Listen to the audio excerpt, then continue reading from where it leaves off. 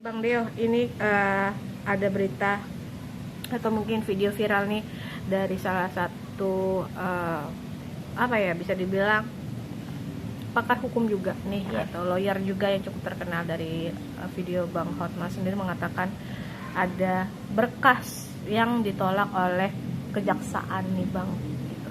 Ya. Abang menanggapinya seperti apa sih? Ini kasusnya Peggy ya. Betul, kasus Peggy. Jadi di dalam dunia penegakan hukum, ya kan tugasnya polisi adalah menyidik, memberkas, kemudian berkasnya itu kemudian dilimpahkan atau dikirim ke kejaksaan untuk diteliti. Betul. Apakah sudah lengkap atau belum lengkap? Apa yang sudah lengkap? Apakah prosedur penanganannya sudah lengkap? Kemudian apakah bukti-buktinya sudah lengkap? Apakah kemudian saksi-saksi sudah lengkap? Dan apakah tata cara pemeriksaan dan kemudian masalah waktu, masalah TKP sudah lengkap diceritakan di dalam berkas gitu. Nah, seringkali dalam penegakan hukum ini berkas ini bolak-balik,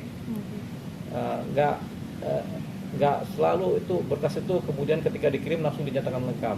Bahkan ada yang sampai 4-5 kali dikembalikan lagi dari jaksa kepada pihak penyidik untuk dilengkapi, karena menurut jaksa ini belum lengkap nih masalah saksi, ini belum lengkap nih masalah bukti.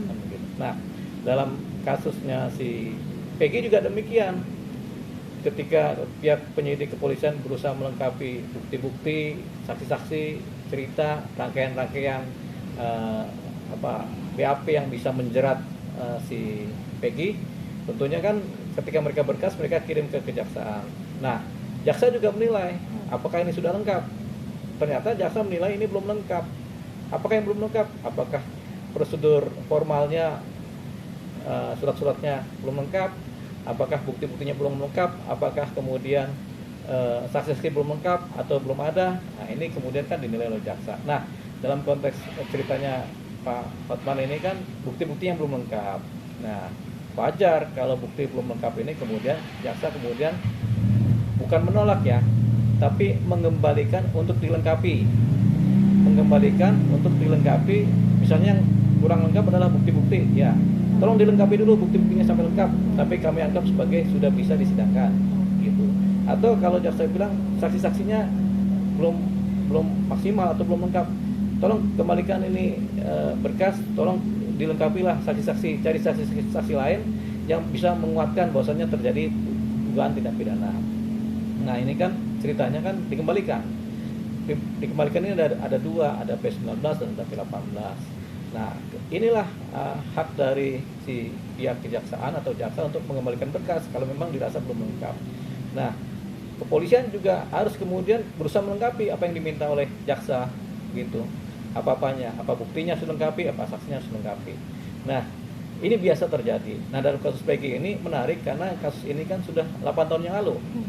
8 tahun yang lalu sudah kemudian bukti-bukti, saya sudah bilang dari kemarin-kemarin tuh entah kemana kan begitu kan.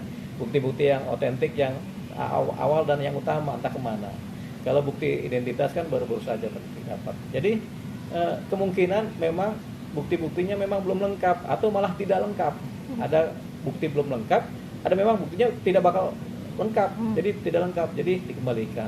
Jadi memang seperti Bang Hotman bilang, ada potensi di mana ketika berkas ini dikembalikan dan susah kemudian didapatkan bukti-bukti kembali, saksi-saksi didapatkan saksi-saksi kembali yang bisa menguatkan, tentunya berkas ini menjadi mentah. Nah, kalau kemudian pihak kepolisian berupaya lagi untuk melengkapi berkas melalui pelengkapan bukti-bukti, pelengkapan saksi-saksi dan dikirim lagi ke jaksa, kali keduanya nanti jaksa kemudian mengembalikan lagi, nah ini udah mulai beresiko buat penyidikan. Nah, kalau sampai 3 kali, ya sebaiknya berkasnya ditutup begitu. Kalau sampai dikembalikan 3 kali, sebaiknya berkasnya ditutup dan orangnya dibebaskan begitu. Nah, inilah kita paham bahwasanya hukum begitu. Gitu. Okay. Jadi kalau sampai 3 kali kemudian dikembalikan oleh jaksa, itu berarti atau 3 kali atau 4 kali berarti memang perkara ini tidak layak untuk disidangkan. Nah, kalau tidak layak disidangkan, penyidik harus proaktif untuk melakukan penghentian pemeriksaan, penghentian penyidikan, penghentian pemberkasan. Ya sudahlah, mau nggak mau melepaskan orang yang ditangkap, orang yang diduga adalah melakukan pidana. Kenapa? Karena bukti-bukti tidak lengkap, saksinya tidak lengkap. Isinya begitu. Jadi jaksa ini bukan menolak berkas, tapi jaksa mengembalikan berkas karena dinyatakan belum lengkap atau tidak lengkap. Oke. Nah, Bang, ini kan bisa dibilang ada nggak sih Bang kemungkinan mungkin ini ada salah satu kelalaian dari kepolisian mungkin antara berkas itu tercecer, karena ini kan kasus ini sudah dari tahun 2016 ya seperti itu. Lalu atau mungkin juga ada mungkin ketidakhati-hatian dari pihak polisi untuk menyiapkan berkas-berkas, Bang. Ini kan banyak dipertanyakan nih, Bang. Seperti apa, Bang? Jadi ya ada kata kelalaian, bisa juga ada ketidakhati-hatian atau kurang hati-hatian, bisa juga ada kecerobohan, bisa juga. Kalau nanti hasilnya adalah minus, hasilnya adalah kemudian perkara ini kemudian berantakan. Perkara berantakan ini ya bisa pas disidangkan ternyata nggak cukup bukti, orang dilepaskan, itu perkara berantakan. Atau perkara ini kemudian dilimpahkan ke jaksa, jaksa mengembalikan terus-menerus, sehingga dianggap juga perkara berantakan. Pada umumnya kalau kejadian seperti ini berarti penyidikannya yang tidak profesional. Karena penyidikan tidak profesional akhirnya jadi berantakan gitu. Nah, karena berantakan ini tentu pandangan-pandangan masyarakat timbul. Karena berantakan tentu timbul yang namanya polisi ceroboh, polisi tidak profesional, polisi tidak hati-hati, polisi kemudian nggak bisa bekerja baik, atau polisi lalai. Ya tentu saja itu adalah anggapan-anggapan masyarakat yang harus diterima oleh pihak penyidik kepolisian. Ini kan Polda Jawa Barat, harus mereka terima yang begini-begini sebagai bentuk koreksi. Nah, koreksi terhadap apa yang dikerjakan, penyidikan yang dikerjakan. Memang semestinya kalau perkara sudah lama, sudah 8 tahun, 9 tahun, 10 tahun itu memang harus hati-hati pekerjaannya. Karena ini berkaitan erat dengan daya ingat manusia sebagai saksi dan daya tahan alat bukti, supaya bukti ini tetap otentik dan konkret. Karena kalau sepeda motor aja 8 tahun alat bukti itu dibiarkan nggak dipakai apa-apa, terus sepeda motor berkarat, terus sepeda motor kan, sehingga apa juga hilang, rantainya juga kemudian lepas 8 tahun kan, itu baru sepeda motor. Sama juga kalau pisau yang dipakai, pisau ini kalau nggak dijaga juga timbul karat, hilang juga pembuktiannya. Jadi begitu. Nah, inilah yang dimaksud dengan bukti-bukti yang kemudian lemah gitu. Nah, bukti-bukti yang lemah ini memang perlu kehati-hatian. Nah, kalau dipaksakan namanya ceroboh, dipaksakan memproses ini namanya ceroboh, atau tidak memperhitungkan aspek-aspek yang baik dari proses investigasi atau penanganan perkara secara saintifik. Nah, berarti kan kalau dalam kata lain adalah ini mempertanyakan bagaimana kinerja dari kepolisian, karena kan bisa dibilang tadi mungkin saja berkas-berkas itu hilang atau tercecer, namun kan ini tiba-tiba karena berkas itu seperti itu dikembalikan oleh pihak kejaksaan, juga dipertanyakan dong tentang penangkapan dari Peggy sendiri, Bang. Ya. Itu bagaimana nih, Bang? Kan penangkapan dari Peggy kan adalah reaksi.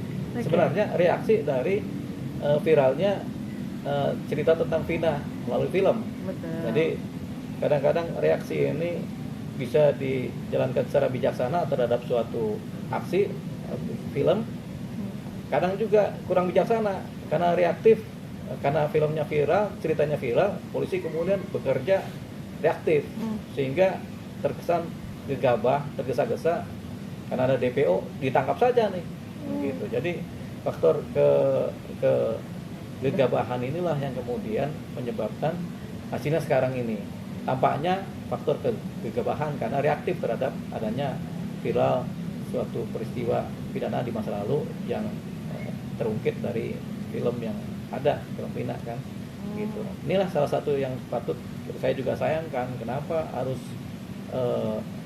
reaktif terhadap viral film. Nah, unsur kehati-hatian kemudian akhirnya tampaknya ditinggalkan hingga ya sekarang ini jadi ribut kan gitu. Nah, Bang, ini kan kasus penangkapan Peggy ini banyak yang mengatakan salah tangkap, tidak lepas dari isu yang dimana Peggy yang sekarang ditangkap oleh kepolisian itu berbeda dengan statement yang ada Peggy yang dimana punya latar belakang adalah banyak pendukung orang petinggi nih begitu. Nah ini kan menjadi sebuah tanda tanya nih Bang dalam masyarakat, jadi mempertanyakan gimana sih sistem hukum Indonesia nih gitu. Apakah memang benar tadi seperti Abang bilang karena kepepet reaksi omongan netizen yang mendesak untuk kasus ini, atau memang ya udah biar tetap cepat kasus selesai, ambil salah orang, atau bagaimana nih Bang? Cukup menarik nih. Jadi apa yang dikerjakan dari penyidik Polda Jawa Barat, apakah salah tangkap, apakah benar tangkap? Betul. Kalau secara pribadi saya nggak berani menjudge salah tangkap atau benar tangkap. Tentunya penyidik punya latar belakang menangkap, gitu kan. Nah, tapi latar belakang menangkap ini bisa benar tangkap kalau dilandasi dengan proses-proses yang baik, yang profesional, misalnya, atau dilandasi dengan bukti-bukti dan saksi-saksi yang baik yang bisa menjerat si orang yang ditangkap ini. Kalau itu dijalankan, tentunya tingkat akurasi penangkapan terhadap seseorang yang dipersangkakan ini adalah baik juga. Nah, tapi kalau kemudian pelaksanaan pekerjaan penyidikan, kemudian bukti-buktinya kemudian yang nggak didapat, kemudian saksi-saksi juga lemah tapi menangkap, ini yang diperkirakan atau yang dipersangkakan atau yang diasumsikan oleh banyak masyarakat Indonesia bahwasanya ini kelihatannya salah tangkap, gitu. Kenapa salah tangkap? Ya karena orang yang kemudian dipresentasikan sebagai DPO yang ditangkap ini ketika press conference terdahulu dia menyanggah terang-terangan bukan saya, gitu. Betul. Saya salah tangkap, gitu. Jadi ini yang kemudian membuat masyarakat Indonesia berasumsi bahwa ini salah tangkap. Bahwasanya apakah ini salah tangkap atau benar tangkap, kita belum tahu sebelum kita mendapatkan data dari persidangan pra peradilan dari Peggy ini. Nanti akan kelihatan nih bukti-buktinya, saksi-saksinya seperti apa, secara prosedur ini salah tangkap apa tidaknya bisa ketahuan. Apalagi kalau sampai ada putusan pra peradilan yang kemudian memenangkan pihak Peggy, berarti kan dominan terjadinya dugaan salah tangkap semakin kuat, gitu. Jadi itu dia tadi. Oke. Ini ada nggak sih Bang kemungkinan mungkin mungkin dari berkas atau segala macam mungkin tidak dipersiapkan dengan baik, lalu atau mungkin juga bisa jadi ini kan banyak yang mengatakan Peggy yang sekarang ditangkap berbeda dari segi wajah, terus lalu domisili dan sebagainya, Bang. Nah, apakah ini memang karena polisi ini karena bisa dibilang kejar deadline seperti itu? Banyak dipertanyakan kok 8 tahun, lalu sekarang baru bisa nih, padahal kan dari kemarin kemana aja sih gitu. Banyak ada hal-hal yang ganjil nih Bang, mungkin di mata masyarakat. Bang menanggapinya seperti apa nih? Ya, kalau banyak hal yang ganjil di masyarakat menilai itu ya wajar-wajar saja. Karena ketika semua bermula dari press conference-nya pihak Polda Jawa Barat yang kemudian tidak menampilkan bukti-bukti otentik atau bukti-bukti utama yang bisa menjerat Peggy sebagai pelaku dari bukti. Dari saksi-saksi juga kan tidak diceritakan saksi siapa aja yang kemudian bisa menyaksikan bahwasanya Peggy juga termasuk pelakunya. Kan itu kan tidak dijelaskan dalam press conference. Yang ada hanya adalah bahwasanya ini Peggy adalah DPO, identitasnya adalah ini. Nah, begitu. Dan ketika itu disampaikan, Peggy-nya membantah, bukan saya, begitu kan. Nah, itu yang kemudian karena yang dijelaskan di dalam press conference juga tidak jernih dan tidak transparan dan tidak menceritakan bukti-bukti otentik. Akhirnya kan masyarakat nilai ini jangan-jangan ini salah tangkap, gitu. Nah, ditambah lagi dengan bumbu-bumbu rumor karena film Vina, karena cerita-cerita seseorang, karena kesaksian baru, timbullah rumor-rumor. Ada anak petinggi, ada anak jenderal, ada anak wali kota, ada anak bupati yang dipersangkakan kan gitu kan. Kenapa? Ya karena masyarakat tidak mendapatkan kejelasan mengenai bukti-bukti sama saksi-saksi yang bisa menjerat atau bisa menjelaskan si Peggy lah pelakunya. Karena itu didapat tentunya timbullah rumor begitu. Ini suatu kesalahan di tingkat press conference yang diadakan. Oke, Bang, menyangkut saksi, kan tadi sempat juga Bang Hotman mengatakan ada beberapa saksi yang dibilang agak buram nih gitu, dalam arti tidak jelas juga menjelaskan apakah itu memang benar Peggy atau memang ada sebagian juga saksi yang mencabut kesaksiannya nih Bang. Nah, menurut Abang sendiri, ini akan menguntungkan Peggy atau bisa jadi memang mereka ini memberikan kesaksian kemarin itu atas adanya tindak mungkin ditindaskah dalam tanda petik ya Bang ya, seperti itu. Nah, Abang sendiri melihatnya seperti apa? Nah, jadi kalau kata Pak Hotman Paris UTPA, jadi ada 5 saksi yang menyatakan tidak melihat atau menyatakan bukan Peggy pelakunya, dan ada 1 saksi yang menyatakan Peggy lah pelakunya, kan begitu kan? Nah, karena kita berpegang pada pernyataan itu 5 saksi menyatakan demikian, Peggy bukan pelakunya, kita pakai itu 5 saksi. Nah, 1 saksi yang menyatakan Peggy pelakunya, kita kembali kepada pakem hukum atau suatu adendum hukum ya, yang mutlak, yaitu 1 saksi bukanlah saksi, begitu. Nah, karena 1 saksi bukanlah saksi, berarti yang 1 saksi ini nggak bisa dianggap sebagai saksi. Nah, jadi kan tidak ada saksi sama sekali kan. 1 saksi bukan saksi. Kalaupun diadu dengan pengakuan, nah itu juga agak berat tuh kan. Nah, jadi dianggap aja, apalagi Peggy nggak ngaku nih.